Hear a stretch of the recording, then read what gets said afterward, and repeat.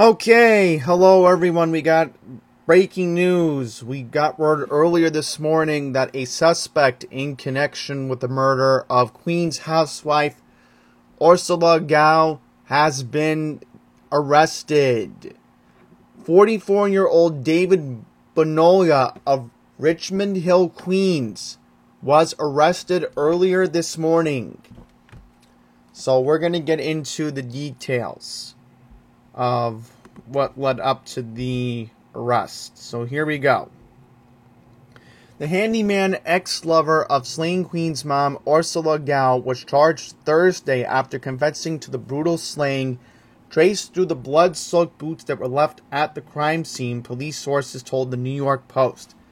David Boana, age 44, was taken into custody and charged with murder, criminal tampering, and criminal possession of a weapon over the brutal weekend stabbing, the NYPD confirmed earlier this morning. Okay, so let's go down. By the way, this is a picture of the suspect right here. He appears to be a handyman. Multiple sources told the New York Post that Bonola was the handyman thought to have also been Gao's lover and that he quickly gave a full confession. He was picked up thanks to a pair of blood-soaked boots that the Post exclusively revealed yesterday had been left at the crime scene. Gale stayed at Forest Hill's home, law enforcement sources said. He admitted to having an argument before stabbing his one-time lover nearly 60 times and carting her body away in a giant hockey bag.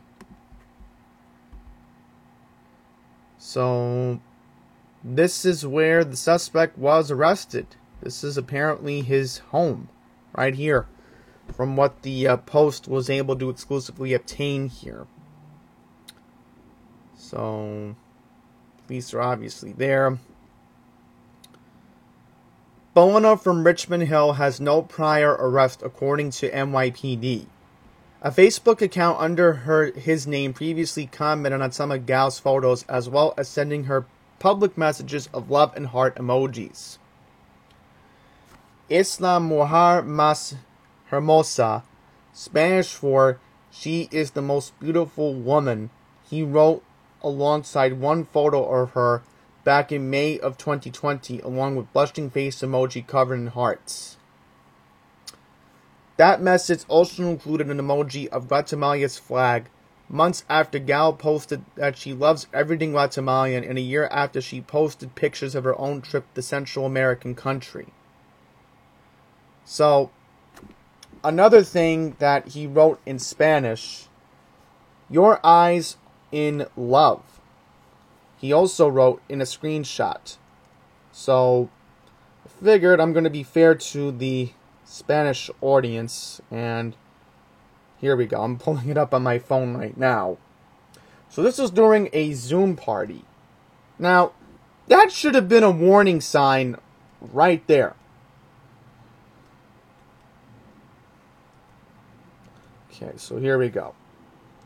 So in Spanish, it would be tus ojos enmarados. See, now I'm starting to get my Spanish a little bit clearly now. So, I mean, look at this guy. I mean, he looks like a teenager. I mean, I swear, I thought, my original suspicion was it had to be one of the friends of the teenager. I mean, that's kind of suspicious right there, but this was him pre-pandemic.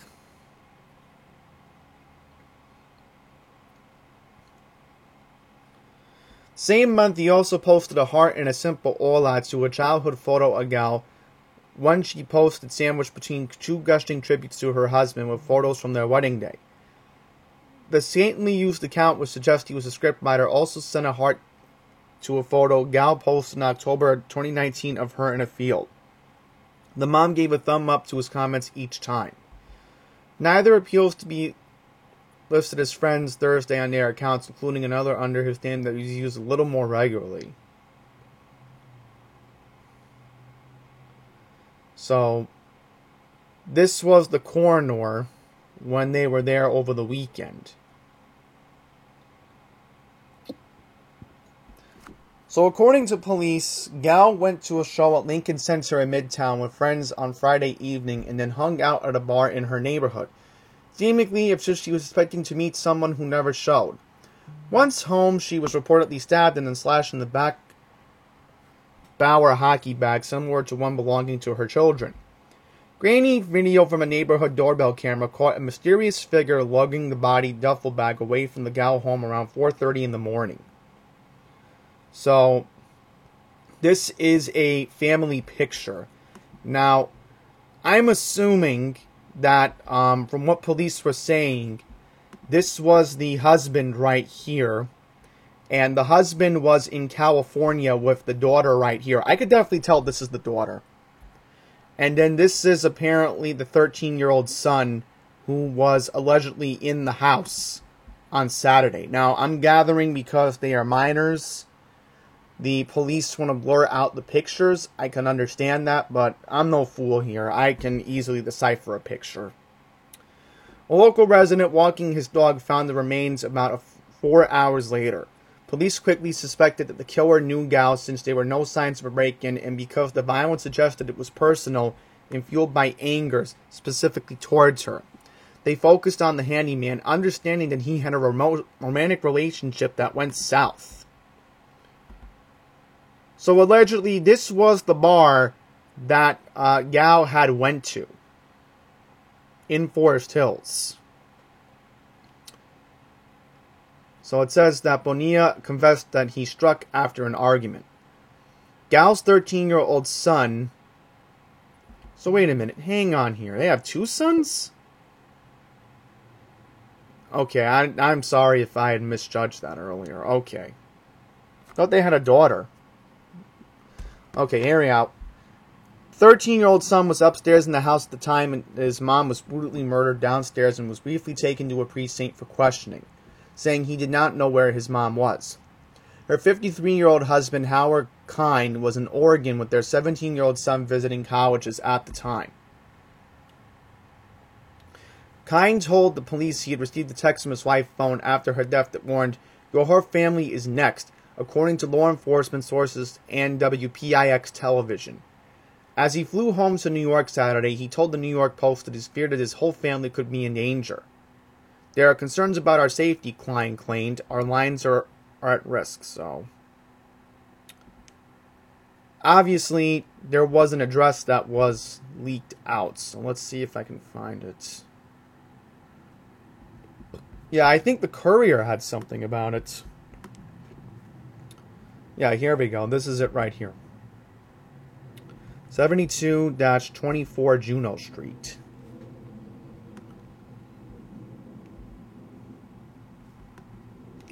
See if we can pull it up.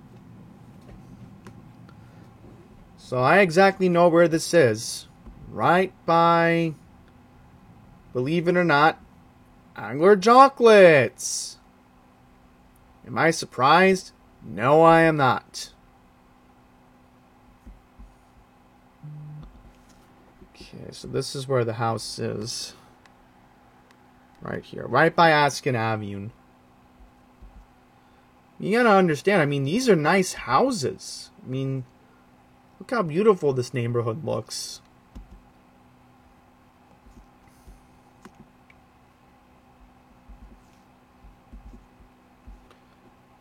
I mean, the family's probably been violated given that, you know, this has made national headlines. I mean, this is not only a New York story, but I mean, you can definitely tell. I mean, look how beautiful these houses are.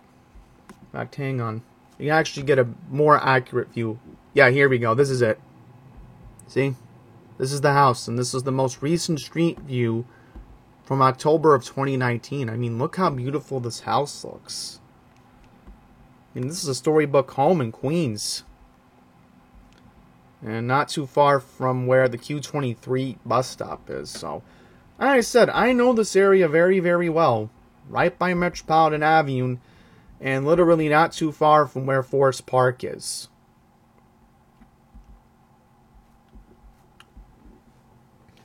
Okay, so now what I want to do is get to the next article in just a second. So, if you don't recall what happened a while ago, there was an incident at a pawn shop in Jamaica. I am sad to report that the pawn shop owner died of his injuries. So let's recap this story here. So I just want to make sure that you can read this. Alright, perfect. I don't want to have a little blunder here, but here we go. A Jamaica Estates businessman who was bludgeoned so severely during a robbery inside his pawn shop back in March. Police initially thought that he'd been shot in the head, died over the weekend. So, police are now going to investigate it as a homicide. Oops, okay, here we go. As Rob Stranagi, 60 of Kent Street, succumbed to his injuries in the morning of April 17th at Jamaica Hospital, where he was taken after the March 28th attack inside the Global Pawn Shop on Jamaica Avenue near 179th Street. Police on the 103rd Precinct in Jamaica responded to a 911 call of an assault in progress inside the pawn shop just before 1 p.m. and found the victim with severe head trauma. EMS responded to the crime scene and transported the victim to Jamaica Hospital, where doctors revealed that the victim was suffering from blunt force trauma. The NYPD released chilling surveillance video from inside the shop days after the attack that showed Shagani knocked to the floor and viciously beaten in the head with a metal pipe by the suspect, who removed jewelry from the pawn shop before fleeing the crime scene westbound Jamaica Avenue. The assailant was described as 5 feet 7 inches tall, around 150 pounds, with a medium build. He was last seen wearing a green Adidas baseball cap, a black face mask, a dark blue hooded jacket, a black backpack, dark green pants, and black shoes. So, apparently the police forgot to mention the suspect is Hispanic, because you can definitely tell by the skin color. So it says here that the alleged killer is still on the loose. Homicide investigation is ongoing. So there is a video. Let's see if we can play this.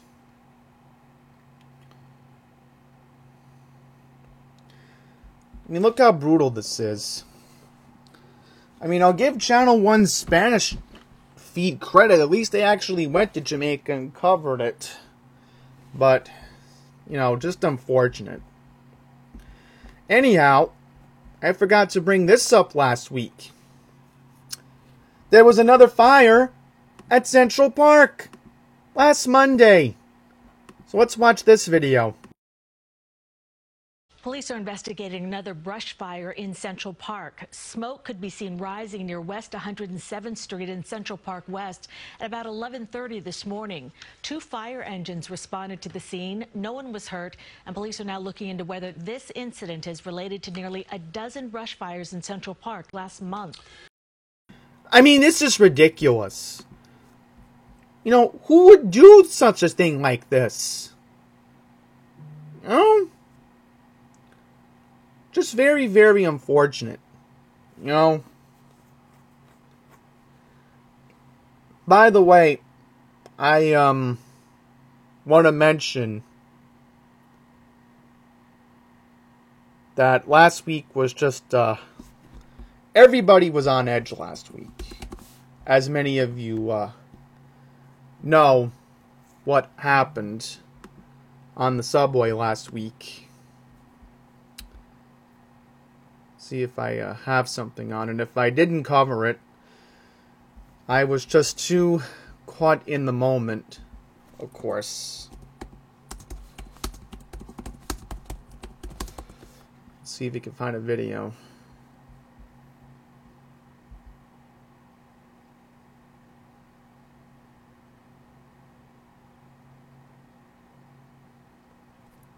Here we go. Frank James, that's the guy.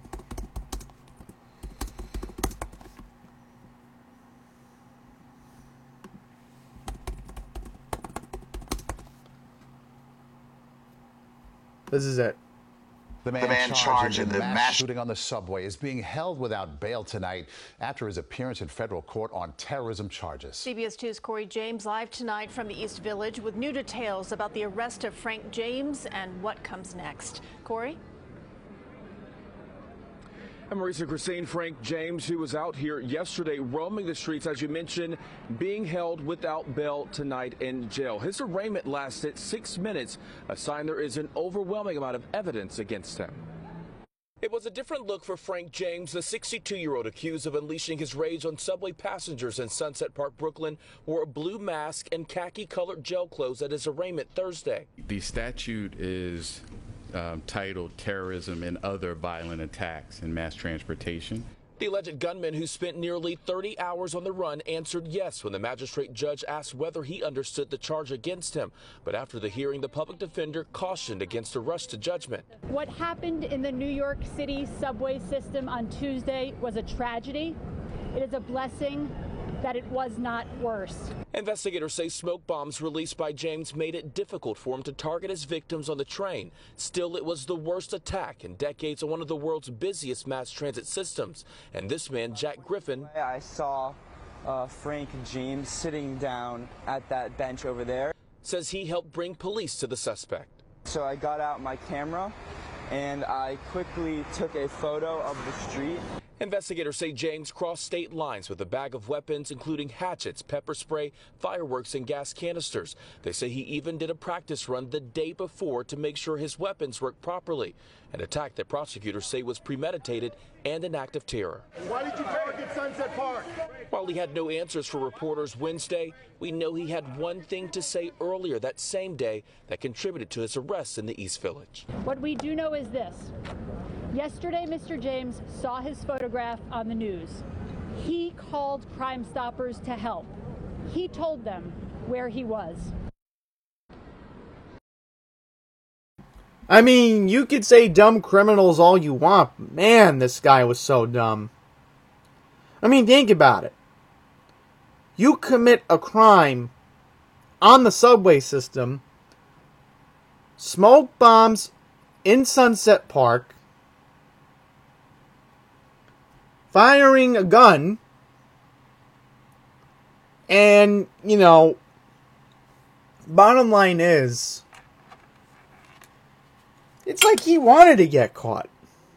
And there was videos that came out last week that showed that he was making a lot of hateful comments online.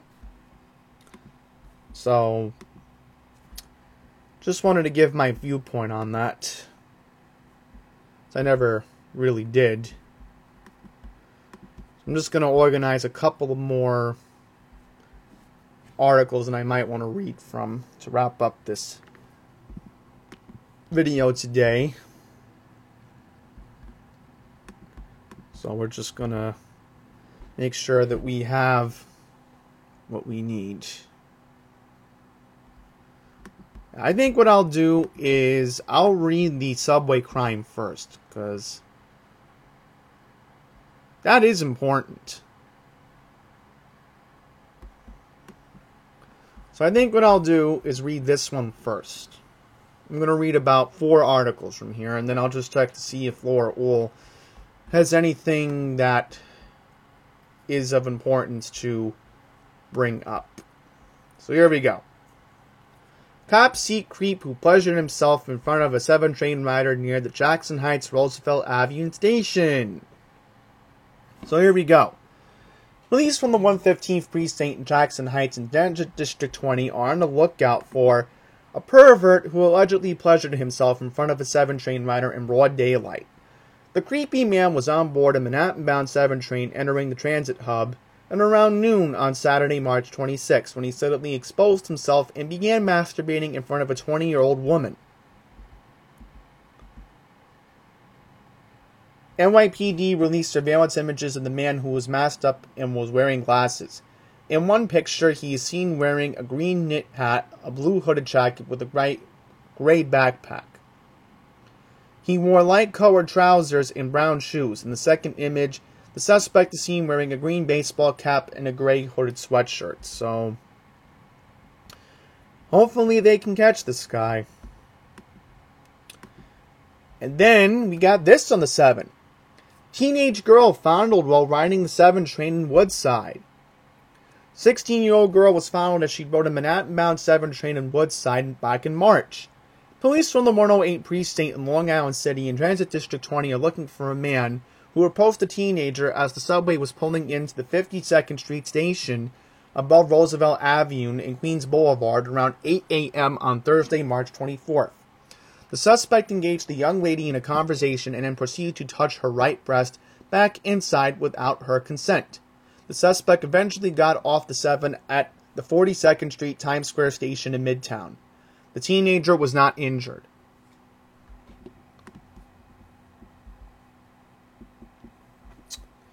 Okay. I'm going to get to this one because it's more urgent, apparently, than what I saw in St. Albans. But anyhow, there was a shooting in Jamaica. And I think Channel 7 covered this last night. The NYPD on Wednesday, April 20th, released surveillance footage of 2 suspects who opened fire on a group of men on Saturday night, the evening of April 16th, killing a 48-year-old community leader. The 2 men approached the group standing in front of 117-09 Brewer Boulevard just before 10 p.m. Says that firearms were pulled out, handguns firing off 15 shots in their directions. One of the gunshots struck Yaw Pabi in the head as he was standing down the street. EMS responded to the crime scene and rushed the innocent bystander to Jamaica Hospital where he was pronounced dead. The 2 gunmen fled southbound on Brewer Boulevard on foot and entered a silver 2014 Hyundai Sonata with Connecticut license plate. Okay, so here we go. I can't tell if there is Connecticut license plates, but let's just see if we can get a surveillance video. Oh yeah, I definitely saw this video. Channel 7 played it the other night. First gunman is described as a dark-skinned man between 22 and 28 years old who stands between 5'7" and 5'10" tall, 160 pounds. He was last seen wearing a blue sweatshirt, black pants, black sneakers, and a black mask. Second suspect is described as dark-skinned man, 22 to 28 years old, 5'8" tall, 200 to 210 pounds. Was last seen wearing a black sweatshirt, black pants, red logo on the front leg, and white sneakers. He's also seen wearing a white glove on his right hand. Okay, last one. So I'm just going to make sure we have the Queen's Courier tab on here. I meant to say last one on the Queen's Courier website. My bad. Gunman opened fire at close range in St. Albans. So here we go. Police from the 113 precinct in Jamaica responded to a 911 call at 12:30 p.m. on April 19th of shots fired in front of 194-05 Linden Boulevard. An investigation revealed the 2 men with handguns exchanged fire at the location. The surveillance video shows 3 men standing above a parked vehicle having an argument about a double parked car that blocked them in. The dispute suddenly escalated when the men in the street pulled out his handgun and opened fire on the other 2. One of them drew a firearm and returned fire. The first gunman fled in a silver Accord. The other 2 took off in a black Acura 4-door sedan and was driven by another unidentified individual. The first gunman returned briefly to the scene to retrieve a bag he had dropped in the street. There were no injuries, but the white SUV sustained gunfire. So, here's who the police are looking for. First gunman wore a black hooded sweatshirt, black winter jacket, white pants, and black sneakers. Second gunman wore a dark hooded winter jacket, black pants, black sneakers, while the third man wore a black hooded sweatshirt and black pants. So, there we go. I mean, what else is new with Queens? Am I surprised? No. So here we go. That's the gun.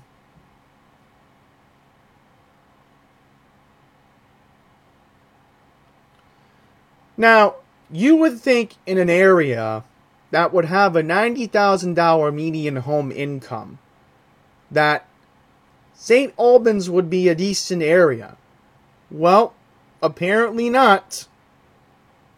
Especially if you have a video that shows somebody with a gun.